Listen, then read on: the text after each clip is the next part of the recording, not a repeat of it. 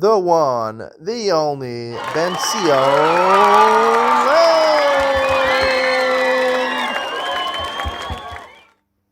And welcome to Yeshiva YouTube. Ideally speaking, as we continue the second half of this 14th chapter, this chapter talks about apologizing. If you made a mistake in marriage, apologizing. He talks in the second half specifics about apologizing and also about the person who's being apologized to accept the apology. He starts off by talking about my Musar certificate. He says, for many years, a gold frame certificate sat on a shelf in my study. I was quite proud of it, so it remained on display, but no one else knew why it was there. But it was a story behind it. Many years ago, I was driving on the highway, and a state trooper signaled for me to pull over. I pulled off to the side of the road. He got out of his car, walked up to my window, and said, "Do you know why I stopped you?" "Yes, officer, I do," I replied. "I was driving over the speed limit, and there is no excuse. I am a law-abiding citizen. I try not to speed, but I was speeding. There is no excuse. I apologize." His jaw dropped. He stared at me. This was a highway policeman. He probably heard more excuses than a sixth grade teacher hears when collecting homework. I had just said I was wrong. There is no excuse. He walked back to his car. A few minutes later, he returned. Instead of a ticket, he handed me a citation for speeding. "Here's a warning," he said. "Please don't do it again." I took that citation, put it in a frame, and placed it on a shelf in my study, where it stood for years. To me, it was an award from the School of Midos. It took me 20 years of learning Musar to be able to say the words, "I was wrong, there is no excuse." So this he transfers over to marriage. This is the second rule in the art of apology. Don't root a good apology with a but. Excellent rule, excellent rule. It's really true. A lot of people will apologize. Some people will not apologize. Talk about marriage over here. Let's talk about marriage. One spouse wrongs the other spouse. Whether they're right or wrong, the other spouse is hurt. That's the important point he stresses over here also. First rule, he says that you're apologizing for hurt, not the issue. Second rule is don't take a good apology and ruin it with the word but. 100% agree. When you start saying, "I'm sorry, but I need to do it for the reason," you just threw out what you said you're sorry. Because if you're sorry, right, you don't have to justify yourself. You made a mistake. If you're justifying yourself, it means you're really not sorry. So you're ruining, you're negating, and it makes it even worse, as he said, which is just true, by saying but. I just had someone who upset me, and they apologized to me. Well, they did say the word but. I forgave them anyway. We'll talk about in a second about forgiving people. But the person didn't realize the importance of not saying the word but. I'm sorry. I just said, the person said something that insulted me. The person tried to explain themselves. It's not my wife, someone else. They tried to explain themselves. And I said, "I'm hurt. You insulted me." And the person kept on trying to explain it. So I said, just forget about explaining yourself. I'll make it easy for you. Just say you're sorry. So the person says, "I'm sorry, but the reason why I did this," it threw it out the window. Because it's a person that's close to me, I ended up forgiving them anyway, even though they included the word but. Because, as he says, the point, let's get to rule number 3. Rule number 3 is if you don't know what you should apologize for, refer to rule number 1. And sometimes the other spouse doesn't tell you what you did to them that makes them hurt. Obviously, in a good marriage, you have good communication. The other person will tell you, or you'll be able to guess. If you're a really good spouse, you'll be able to guess what you did wrong, what bothered the other person. But if you can't figure it out, and a lot of times it happens, you can't figure it out. So apologize and say, "I'm sorry I hurt you. I don't know what I did to hurt you. I'm not a Navi, I'm not a prophet. But I'm sorry that I hurt you," without saying the word but, which is also true. And the fourth lesson of apology is for the person who got hurt, is the person to accept the apology. Accepting apology, arrogant people do not know how to accept apologies. It's very sad. Arrogant people are people who think more of themselves than they really are. People who think highly of themselves, but they really are valued people, that is not arrogant, and those people will not have a problem forgiving people. People that are arrogant and think more of themselves. How could this person debase me? How could this person hurt me? How could this person insult me? He has no right to do this. I'm above him. That stems from a place of arrogance. When you say you're above someone else for no justified reason, you will oftentimes have a difficulty forgiving other people.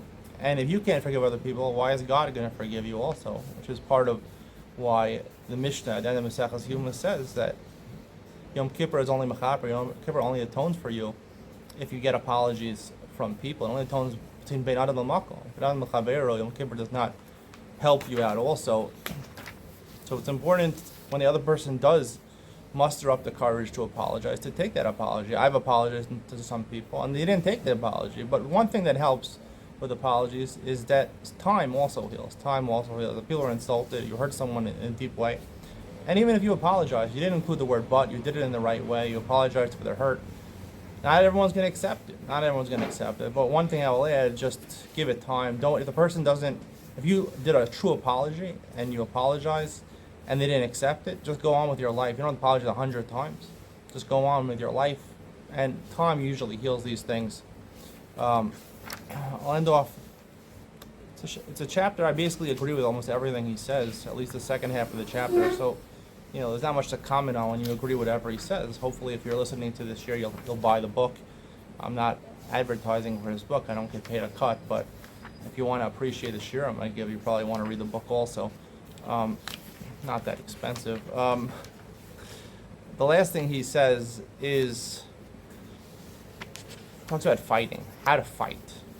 Now, he prefaces by saying the first lesson in how to fight is don't do it. In marriage, there is nothing worse than fighting. There is nothing worth fighting about. There will be different wants and needs. There will be differing opinions. They'll have to make decisions and compromises. But the rule in marriage is nothing is worth fighting over. Fighting is a lose-lose situation. Okay, this I disagree with because there are things in marriage that are important that the other spouse respects the other spouse's rights. When one spouse oversteps their rights and tries to tell the other person what to do, how to look, what they should, you can't, like you said earlier in the book, you can't try to change your spouse. It's not your obligation to change your spouse, both from a materialistic way and also a spiritual way. You're not supposed to, and that ruins marriages if you do that. And if a person's overstepping their boundaries, one spouse is overstepping their boundaries, the other person should fight about it and should make a fight out of it and not give in an inch because he's allowed his own boundaries in marriage. He's an independent human. And a marriage where one person is dominant and the other person is submissive will never be a good marriage. So I don't agree totally. There's nothing about to fight for. But again, he says, with that being said, here's the part that I don't really want to write. I don't really want you to read. You will fight. I hope so. I hope you'll fight because if you're normal human beings, you'll fight. Even if maybe ideologically you have nothing different and maybe no one's infringing on the other spouse's rights. But normal people get heated. And if you don't get heated and you don't get angry at other people when they insult you or when they disrespect you or when they cause harm to you some way, emotionally, maybe physically, not abuse, but, basically, well, physically I'm going to leave out of there. That's abuse. That should be reported. You shouldn't let another spouse abuse you physically, but verbal abuse, things like that. If you're getting that type, so you will fight, and any normal couple who doesn't fight is abnormal. If you don't fight, you don't have emotions, right? No one is born a malach, no one is born an angel. We all get angry. So if you don't fight, that's a sign that you don't have a marriage, in my opinion. If you're not fighting, it's more than you ideally you shouldn't fight. The ideal world is not actual, it's not true. If you're not fighting in your marriage, famous story of one of the Gedolim, I'm not going to mention, I mentioned earlier in the book, says that at his funeral, I don't have to ask mechila for my wife, I don't have to ask forgiveness for my wife, because we never got into a fight, I never caused her pain. That's not human, that's superhuman, it's above human. It means that he didn't have a marriage. Some people don't have marriages because they're not interested in the other spouse, they're interested in other pursuits like their business or their Torah learning. When you're not interested in your spouse, you're not interested in a relationship with your spouse. You just basically, sometimes you trick the other spouse. It'll be better for you if I earn more money, if I earn more schar and olam haba. We'll enjoy it together. And the other spouse oftentimes is someone who doesn't know how to stand up for themselves. And that's abuse. It's domestic abuse. And it ruins, and it's not a marriage. It's not a marriage. And if you don't fight, it's a sign, it's a siman, in yeshivas they'll say that you don't have a marriage. So you're going to fight. But he gives some good rules over here. When you do get into fights, he gives 3 good rules, which I agree with all of them. He says, rule number 1 is stay local, don't go global. If you're upset about something, say what you're upset about, and don't say you always do this. Right? This person is late, don't say you're always late, because there are times they're not always late. Don't globalize it. Number 2, don't throw in the kitchen sink. If someone one spouse is hurt, and again, you're supposed to not make excuses and apologize, but the person he hurt the other spouse in some way, emotionally, with words. Other person insulted, feels disrespected. Don't throw in the kitchen sink and start saying, the other person becomes defensive, and he says, right, well, what about you? You're wrong with everything you do. Instead of just saying you always do this and this wrong, you say you have so many faults. Let me list all your faults, all right?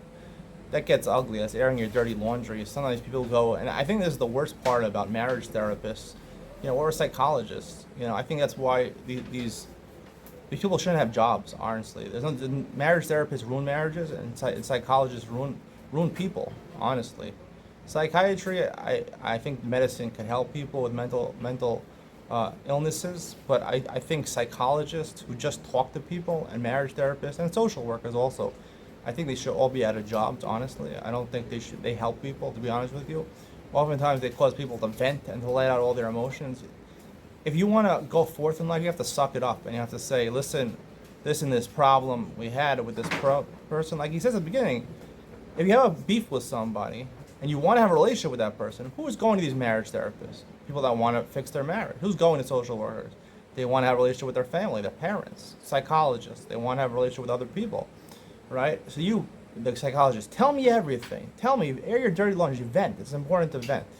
It might be important to vent to an individual, a friend, a confidant, but not to go bring the two people in the room, or even by the person himself, and say, air your dirty laundry. When you start airing your dirty laundry and saying everything bad about a person, it makes you more angry at that person.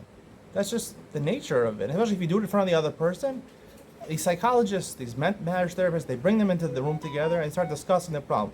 So what are your problems? List all your problems. Instead of just listing the one problem, they came because they have some dispute about money, let's say, and then they start saying, so tell me all your problems. Let's dig a little deeper. Why are you doing that? Yes, there's many fights that go on in a marriage, many things that make, because two people living together, one's a man, one's a woman. They're very different personalities, they're very different upbringings. They're going to clash on a lot of things. They'll have different disagreements and sometimes fights. But by bringing it up and regurgitating and playing it over and over again, every time you meet with them, and then the lures, they take you in. Okay, we're finished with our time today for 45 minutes. We only got through 5 of the things that make you angry. Next week, you'll pay me a hefty fee of $150, and we'll talk about another 5 things. And do your homework. Prepare the third lesson, another 5 things also. These people are thieves, in my opinion. They really should be out of jobs, all these people. And I actually went to a marriage therapist one time, and the woman's like, come back, we'll talk more. I said, I'm done with you, I'm sorry. I'm putting my money, I gave her the money, I put it down. She thought like I'm embarrassing her, like she's just doing it for the money. And my point was true, you are just doing it for the money. You're not helping the marriage. Tell me all that's bothering you. We have maybe one problem that was bothering us. Tell me everything. And people do it. They think it's cathartic. But you do it in front of the other spouse. Even if you don't do it in front of the other spouse, you're throwing in the kitchen sink. You're making it worse. Why do you have to rehash all the things that bother you? Suck it up. Go on with life. Apologize. Accept the apology. When the person hurt the other person, sometimes it was intentional, sometimes it was unintentional.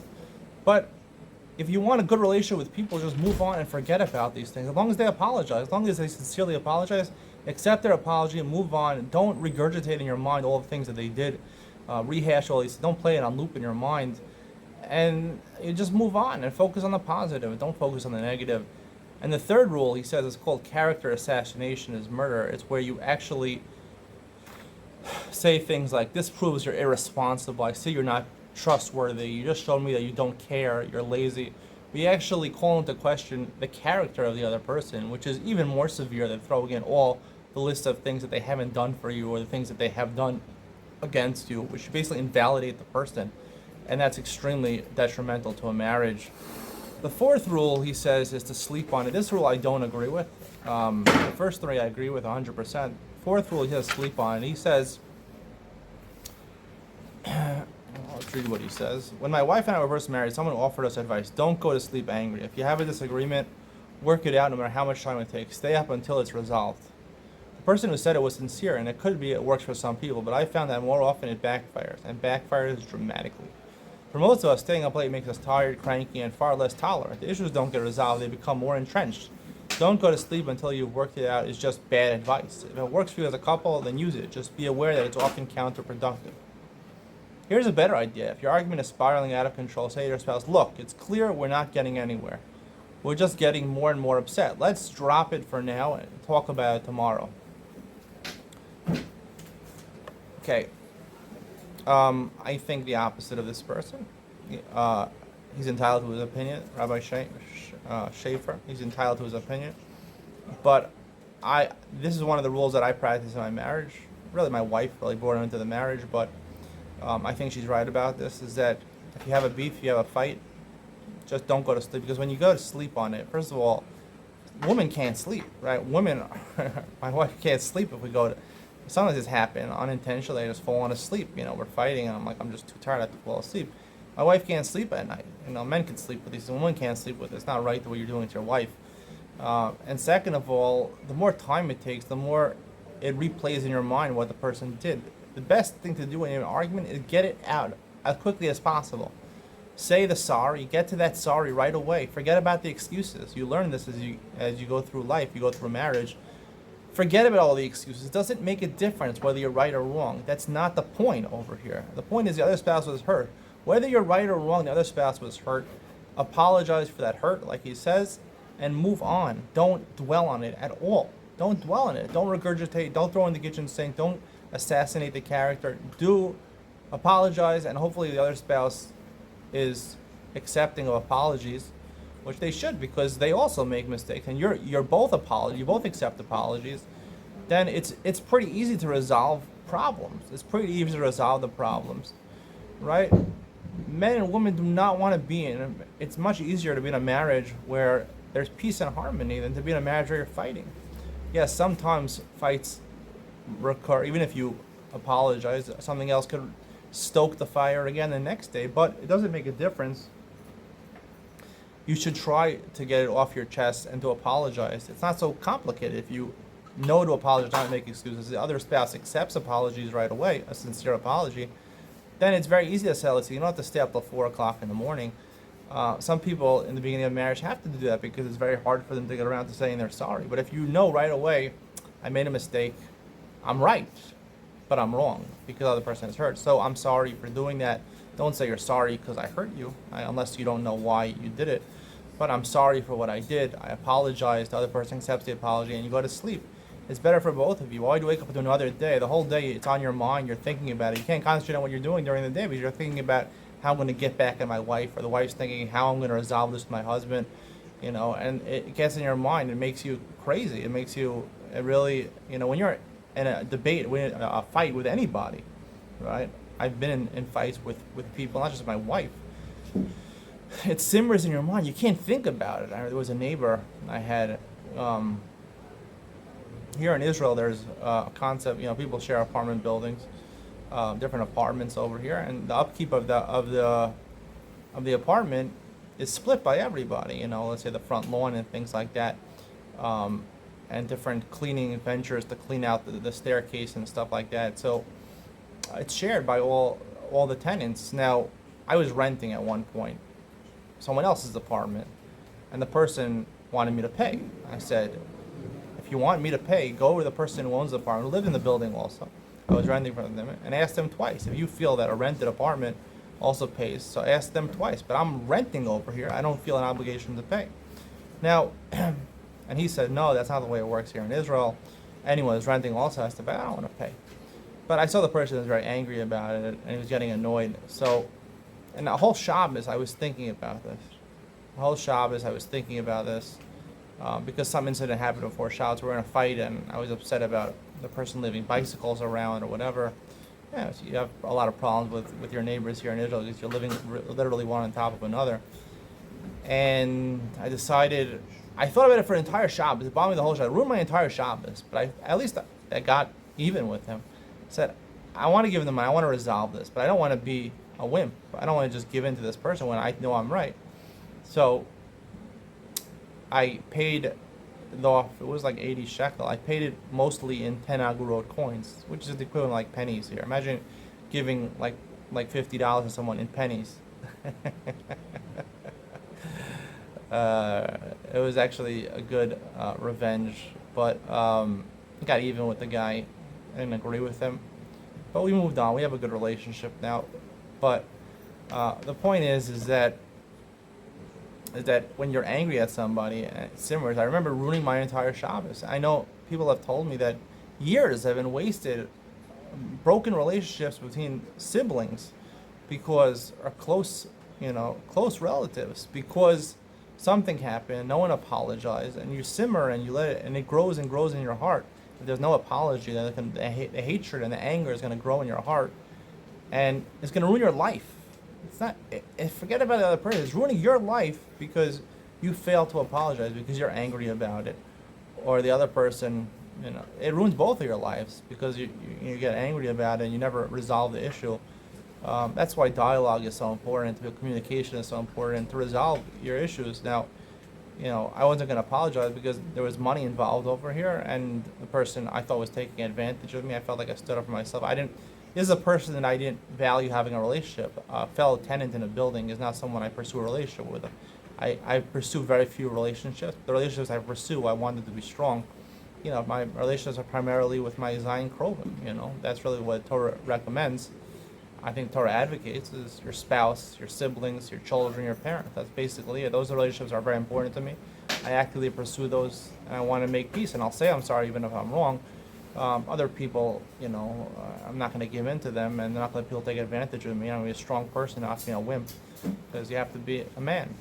If you're a man, if you're a woman, you act differently. But the point is that if you let it simmer, it ruins your life, and that's a reason, certainly, why you should rectify things with your spouse and anyone in your family. We'll conclude with that today. Stay tuned next week. We'll begin the 15th chapter, which is really the last chapter in this book.